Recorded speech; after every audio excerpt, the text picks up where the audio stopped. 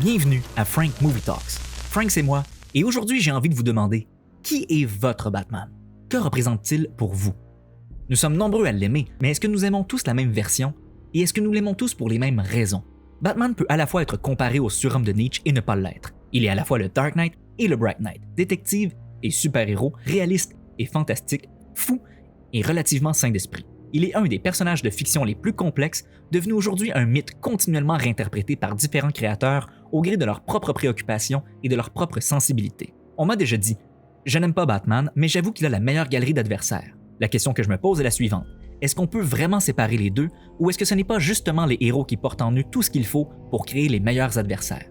Prenons par exemple Spider-Man, sans doute le super-héros de Marvel qui a la galerie d'adversaires la plus connue. Spider-Man est amoureux de Mary Jane, en manque d'argent, et ses pouvoirs d'araignée viennent à la fois d'une mutation radioactive et d'un gadget. Qui sont ses adversaires? Rhino, Caméléon, le lézard, Scorpion, le vautour, Octopus. Bref, des voleurs de banque qui ont des pouvoirs d'animaux grâce à des mutations radioactives ou des gadgets, et qui kidnappent Mary Jane sur une base plus ou moins régulière. Si les adversaires de Spider-Man sont aussi redondants, c'est parce que plutôt que de mettre à l'épreuve chacun d'eux un aspect spécifique du héros, ils se rapportent tous à son thème général. C'est probablement cette faiblesse dans la mythologie de Spider-Man qui a obligé les scénaristes des films produits par Marvel à transformer deux de ses adversaires emblématiques, le Vautour et Mysterio, en adversaires d'Iron Man. Par leur motivation, leur personnalité et leurs actions, les adversaires des héros doivent parler de ceux-ci. Ils doivent les critiquer, les remettre en question et attaquer un de leurs aspects les plus fondamentaux. Plus les héros sont complexes, plus il y aura de choses à dire sur eux et plus leurs adversaires pourront se distinguer les uns des autres. Par exemple, Batman est l'alter ego de Bruce Wayne, un aristocrate qui, s'il le voulait, pourrait utiliser son argent et ses contacts pour prendre le contrôle de la pègre à Gotham, comme le Pingouin. Batman est un détective qui s'appuie sur son intellect pour résoudre des mystères, ce que vient mettre à l'épreuve le Riddler, mais il est aussi un ninja prêt à enfreindre les lois pour le bien de la communauté, exactement comme Ra's al Ghul. Batman se sert de la peur pour imposer son autorité, mais doit éviter d'en abuser pour ne pas devenir Scarecrow. Si sa croisade contre le crime devenait simplement une quête de vengeance motivée par le meurtre de ses parents, alors il ne serait pas mieux que Mr. Freeze qui objectifie son épouse pour justifier ses méfaits. Sa difficulté à réconcilier les deux moitiés de sa personnalité rappelle inévitablement Two-Face, mais c'est parce qu'il éprouve un besoin viscéral d'être Batman pour donner un sens à sa vie et à son traumatisme que son pire ennemi est le Joker, puisque le Joker a décidé que son traumatisme prouve que la vie n'a pas de sens. Chaque fois que Batman se mesure à ses adversaires pour les ramener à Arkham, il est en fait confronté à ses propres démons qu'il réprime jusqu'à leur prochaine évasion. C'est aussi pour cette raison que la majorité des adversaires de Batman ne sont pas des extraterrestres ou des esprits démoniaques, mais des humains ordinaires qui souffrent de problèmes mentaux. À la défense de Spider-Man, il s'agit d'un super-héros encore assez jeune quand on le compare à Batman créé plus de 20 ans avant lui. Ce n'est que dans les années 70 que Dennis O'Neil et Neil Adams ont libéré Batman de la vision kitsch imposée par la série des années 60 pour le transformer en vengeur obsessif-compulsif qu'O'Neil décrit modestement comme étant un simple retour aux sources. En 1986, suivant les traces d'O'Neil qui avait été son éditeur sur Daredevil, Frank Miller, futur créateur de Sin City et de 300, a une nouvelle fois réinventé et assombri Batman dans un roman graphique qui a changé l'industrie pour toujours, The Dark Knight Returns. Cette histoire prend place dans le futur. Gotham est devenue une société libérale où les citoyens ont milité pour mettre fin à la brutalité policière et pour protéger les droits des criminels. Pour l'américain néoconservateur indécis et fasciste inavoué qu'est Frank Miller, il s'agit d'un futur dystopique.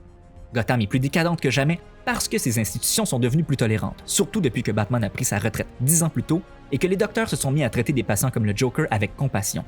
I'm told you've killed about 600 people. How exactly does your side of that go? Stop right there. This is a sensitive man, and I won't have him being harassed. Une nouvelle génération de voyous terrorise la ville et les forces de l'ordre n'ont plus aucune autorité. Tonight, I am going to maintain order in Gotham City. You are going to help me. Batman est non seulement l'unique solution envisageable pour sauver la ville, mais une nécessité. Pour Miller, il est tout à fait normal et même souhaitable qu'un homme fort comme Batman prenne les choses en main, impose son autorité sur les autres citoyens et punisse les criminels de la façon dont il lui plaît. And then we heard President Roosevelt on the radio. That voice, strong and sure, taking our fear and turning it into a fighting spirit. He's why we won that war. Tonight, we are the law. Tonight, I am the law. À peine 2 ans après la publication de The Dark Knight Returns, Alan Moore, le magicien anarchiste britannique plus connu comme étant le créateur de Watchmen et de V for Vendetta, a proposé une réponse plus nuancée aux idées radicales de Frank Miller avec un roman graphique devenu tout aussi important dans le mythe de Batman, The Killing Joke. Dans cette histoire, Alan Moore explore les similitudes entre Batman et le Joker en donnant au clown criminel une origine aussi tragique que celle du Chevalier Noir et en démontrant que la façon dont Batman fait face à son traumatisme est tout aussi problématique que celle du Joker. Les opinions politiques divergentes de Frank Miller et d'Alan Moore sont directement entrées en confrontation en 2011 quand Miller s'est exprimé sur les indignés du mouvement Occupy Wall Street. Ces manifestants anticapitalistes portaient le même masque de Guy Fawkes que V dans la bande dessinée de Moore et, entre autres choses, Miller les a traités de clowns qui devraient se trouver une job, ce à quoi Moore a répondu qu'ils étaient des gens ordinaires, réclamant des droits qui auraient toujours dû être les leurs et que s'ils avaient été des sociopathes déguisés en Batman, Miller aurait sûrement été en leur faveur. Le mouvement Occupy Wall Street a également servi d'inspiration pour une partie de l'intrigue de The Dark Knight Rises, sortie l'année suivante, dans lequel Bane s'attaque à la bourse de Gotham et Catwoman menace Bruce Wayne au nom de 99%. You think all this can last? There's a storm coming, Mr. Wayne. You and your friends better batten down the hatches, because when it hits, you're all gonna wonder how you ever thought you could live so large and leave so little for the rest of us. Tout comme les inégalités économiques et les dommages sociaux causés par les politiques d'austérité des 40 dernières années sont au cœur du Joker de 2019. They've cut our funding. We're closing down our offices next week. The city's cut funding across the board. Social services is part of that. This is the last time we'll be meeting. They don't give a shit about people like you, Arthur. And they really don't give a shit about people like me either. D'ailleurs, les propos de Thomas Wayne, joué ici par Brett Cullen qui avait joué un sénateur corrompu dans The Dark Knight Rises, sont quasiment identiques à ceux de Frank Miller vis-à-vis des indignés d'Occupy Wall Street. Those of us who have made something of our lives will always look at those who haven't as nothing but clowns.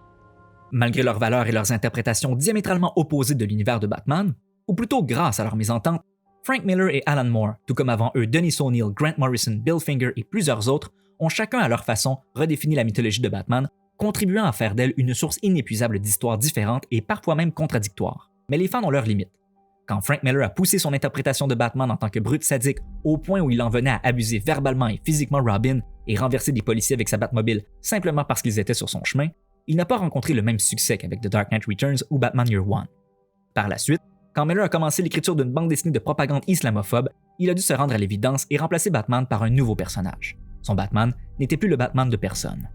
Les premiers super-héros de DC, Superman, Batman et Wonder Woman, ont été créés vers la fin de la Grande Dépression pour redonner un peu d'espoir aux gens.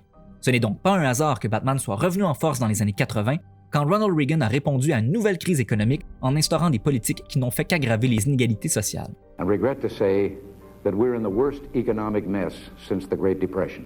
Les années 80 étant revenues à la mode depuis quelques années, ce n'est pas un hasard non plus si la bande dessinée The Dark Knight Returns a servi d'inspiration à Nolan pour The Dark Knight Rises, sorti après la crise financière de 2008. You're slowing down? Yeah, we're in for a show, kid. Boy, you are in for a show tonight, son. À Snyder pour Batman vs Superman, sorti 4 ans plus tard. Back off or I'll kill him. Believe me, man, I'll do it.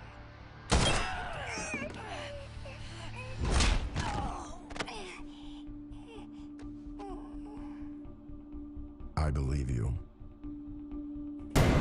Drop it. I said drop it! I'll kill her! Believe me, I'll do it! I believe you.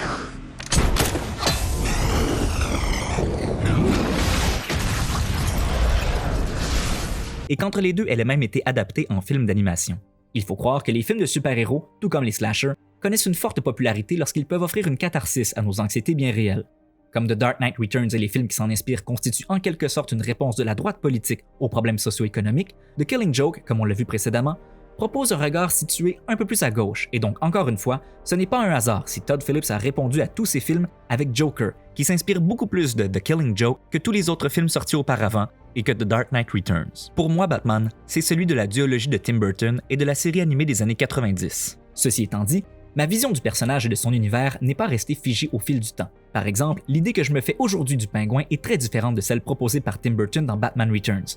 Et je considère que le personnage de Bullock est bien plus nuancé que ce que la série animée des années 90 présentait à l'époque. À partir de la semaine prochaine, je vous propose qu'on explore ensemble la filmographie de Batman.